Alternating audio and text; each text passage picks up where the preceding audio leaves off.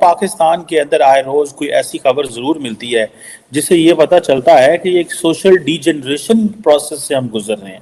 اب یہ پتہ چلا ہے اور یہ بتایا گیا ہے کہ جو اوورسیز پاکستانی ہیں جو اس وقت وہاں پہ یو اے میں ہیں، 50% جو کرائمز ہیں اس میں اوورسیز پاکستانی انوالو ہیں۔ متحدہ عرب امارات میں ہونے والے کل جرائم میں سے 50% جرائم میں پاکستانیوں کے ملوث ہونے کا انکشاف ہوا ہے۔ سعودی عرب نے پاکستان سے بھکاریوں، بیمار اور غیرت مند افراد کو روکنے کا مطالبہ کیا ہے۔ آپ کو بتائیں کہ یو اے ای کے 50% جرائم میں پاکستانیوں کے ملوث ہونے کا انکشاف ہوا ہے کہ وہاں پہ یعنی معلوم ہوا ہے کہ دبئی میں جو کرائم رپورٹ دی گئی ہے اور کہا یہ گیا ہے کہ تقریباً سمجھ لیجئے کہ 50% جو کرائم ہوتے ہیں ان میں پاکستانی جو ہے ان کا ہی نام آ رہا ہے، یعنی کہ جو پاکستانی سٹیزنز ہیں ان کے لیے کہا جا رہا ہے کہ وہ 50% کرائمز میں ان کا ہاتھ ہوتا ہے اور ان کو ہی جو ہے وہ ایک طرح سے بتایا جا رہا ہے کہ وہ کرائمز جو ہیں بہت زیادہ بڑھ گئے ہیں۔ یو اے ای میں، دبئی میں ہر طرح کے کرائم بڑھ گئے ہیں اور اس میں جو ہے وہ پاکستانی جو ہیں وہ سب سے آگے دکھائی دیتے ہیں۔ 50% کرائمز یعنی کہ 50% کرائم کے اندر، یعنی کہ اگر یو اے ای کے اندر 10 کرائم ہو رہے ہیں تو 5 کرائم پاکستانی کرتے ہیں۔ یہ میں نہیں کہہ رہا، یہ منسٹری آف فارن افیئرز نے ایک ڈیٹا جو ہے وہ ریلیز کیا ہے، اور جس کی وجہ سے جو پاکستانی سٹیزنز ہیں ان کے لیے ویزاز نہیں ہیں۔ اب ہوتا یہ ہے کہ جب بھی سعودی عرب، you a E, Qatar, Kuwait ہمارے لوگوں کو ویزا نہیں دے گا، ہم چیختے ہیں اچھا جی انڈینز کو کیوں اتنا سپورٹ کیا جا رہا ہے۔ تو پاکستانیوں کے ویزاز جو ہیں وہ بہت جلدی ریجیکٹ ہو رہے ہیں۔ پہلے آپ کا ویزا ریجیکٹ ہوتا تھا یو کے سے، آسٹریلیا سے، یو ایس اے سے، اور اب آپ کے ویزاز جو ہیں وہ ریجیکٹ ہو رہے ہیں دبئی کے بھی، یعنی دبئی بھی جو ہے موجودہ سینیریو میں پاکستانیوں کو ویزا دینے کو ہرگز تیار نہیں۔ 50% کرائمز یعنی کہ 50% کرائم کے اندر، یعنی کہ اگر یو اے ای کے اندر 10 کرائم ہو رہے ہیں تو 5 کرائم پاکستانی کرتے ہیں۔ یہ میں نہیں کہہ رہا، یہ منسٹری آف فارن افیئرز نے ایک ڈیٹا جو ہے وہ ریلیز کیا ہے، اور جس کی وجہ سے جو پاکستانی سٹیزنز ہیں ان کے لیے ویزاز نہیں ہیں۔ اب ہوتا یہ ہے کہ جب بھی سعودی عرب، you a E, Qatar, Kuwait ہمارے لوگوں کو ویزا نہیں دے گا، ہم چیختے ہیں اچھا جی انڈینز کو کیوں اتنا سپورٹ کیا جا رہا ہے، بنگلہ دیش کو کیوں سپورٹ کیا جا رہا ہے، دوسرے ملک کو، تیسرے ملک کو کیوں سپورٹ کیا جا رہا ہے اتنا لمبا چوڑا، اور ہمیں کیوں نہیں کیا جا رہا۔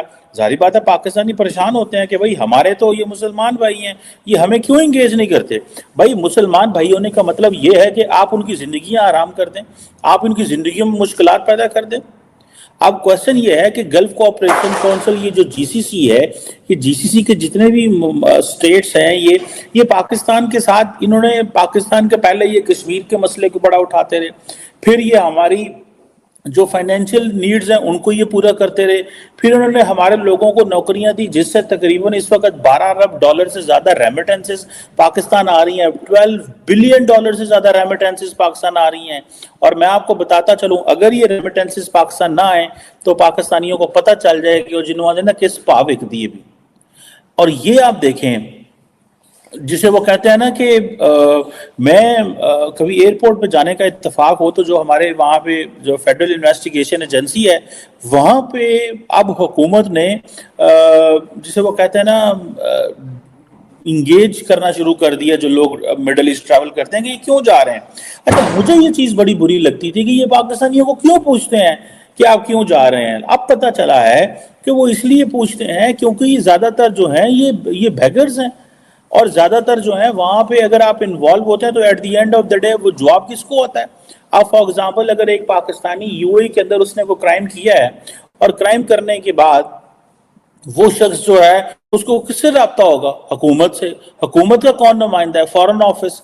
فورن آفس والے کیا کریں گے؟ وہ ظاہری بات ہے جب اس سے ملنے جائیں گے پتہ چلے گا یہ ڈکیتی ہے، چوری ہے، فلاں ہے فلاں ہے فلاں ہے۔ تو مجھے یہ بتائیں کیسے چیزیں ہوں گی؟ یعنی کہ 100 میں سے 50% کرائمز جو ہیں وہ پاکستانیز ہی کر رہے ہیں۔ ساتھ ہی یہ بھی بتایا گیا ہے کہ یہاں سے کئی ولاگر جو ہیں وہ پہنچ جاتے ہیں دبئی۔ جب وہ دبئی پہنچ جاتے ہیں تو اس کے بعد وہ وہاں پہ چلتے پھرتے مال میں یا کہیں پہ بھی لوگ بیٹھے ہوں ان سے جا کر غزہ کے بارے میں یا فلسطین کے بارے میں یا پھر حماس اور اسرائیل کے بارے میں سوال شروع کر دیتے ہیں، جس سے کہ لوگ کافی اریٹیٹ ہوتے ہیں، کافی پریشان ہوتے ہیں اور ان کو ہرگز یہ بات پسند نہیں ہے۔ مگر یہ بھی لاگرز جو ہیں ये दुबई पहुंचकर और वहां पर लोगों से तरह तरह के सवाल कर रहे हैं, और खास तौर पर गजा और फलस्तीन को लेकर। इस बारे में लोगों ने कंप्लेन की है, लोगों ने पुलिस कंप्लेन्स की है, लोगों ने शिकायत की है अथॉरिटीज को यूएई की कि वो बहुत परेशान हो रहे हैं, और पाकिस्तान से ये व्लॉगर पहुंच जाते हैं और उसके बाद दुबई जाकर वहां पर मॉल में और दूसरी जगहों पे जहां भी उनको चलते फिरते लोग दिखाई देते हैं, चाहे वो पाकिस्तानी हो या किसी भी दूसरी कंट्री के, उनसे वो बातचीत शुरू कर देते हैं और इस तरह से उनको काफी परेशानी का सामना होता है। ये कहना है जी दुबई की अथॉरिटीज का। ये खबर जो है वो आज पाकिस्तान के हर टीवी चैनल पे है। वैसे तो हमारे यहाँ से आपको मालूम ही है कि भिखारी हो या भीख मांगने वाले भी पूरे गल्फ कंट्रीज में फैले हुए हैं। पाकिस्तान में तो खैर मांग ही रहे हैं, बाकी कंट्रीज में चाहे गवर्नमेंट कहती हो या कुछ, लेकिन आम पब्लिक भी अब ये काम शुरू कर चुकी है कि किसी ना किसी तरीके से लोगों से पैसे ठगे जाएं। लेकिन खैर वो सिलसिला तो अभी चल ही रहा था कि ये एक नया केस सामने आ गया है और बताया ये जा रहा है कि हो सकता है कि अब यूएई की अथॉरिटीज जो है वो पाकिस्तानी सिटीजन्स को वीजा देने में थोड़ा सा एहतियात करें, या फिर इतनी आसानी से जो पहले वीजा मिल जाया करता था दुबई वगैरह का, वो वीजा हो सकता है कि अब वो वीजा लेना पाकिस्तानी सिटीजन्स के लिए मुश्किल हो, खास तौर पे व्लॉगर्स के लिए जो कि वहां पर वीडियोस बनाने जाते हैं और लोगों को परेशान करते हैं। उनके लिए यकीनन ये एक बुरी खबर है, लेकिन अच्छी खबर उन लोगों के लिए जो लोगों से तंग होते हैं।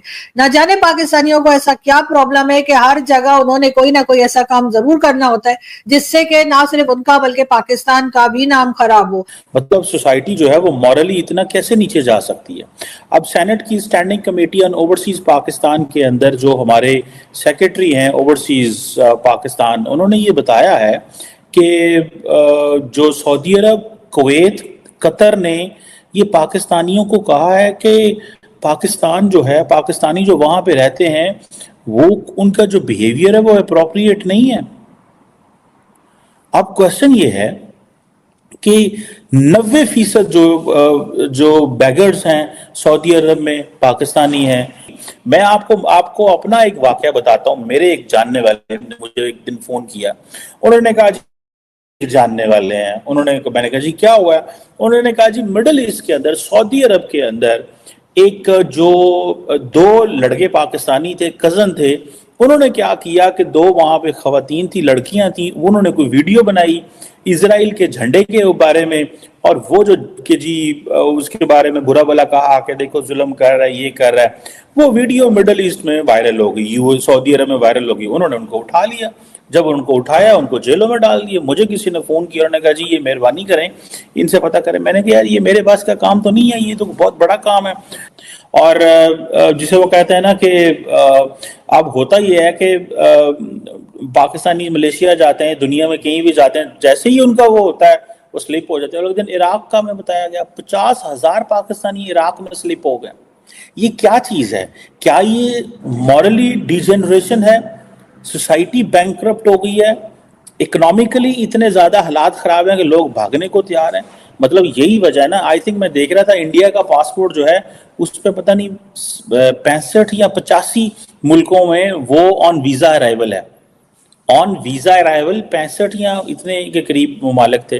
पाकिस्तानी मेरा ख्याल है 25 को 28 मुल्क हैं दुनिया के, ये 32 मुल्क हैं जिनमें वीजा ऑन अराइवल है। अब जो पाकिस्तानी जाते हैं इराक, वो जाके वहाँ स्लिप हो जाते हैं, वहाँ जाके लेबर करते हैं, जाते हैं यहाँ से किस चक्कर में जी कि हम तो वहाँ पे जाके वो करेंगे।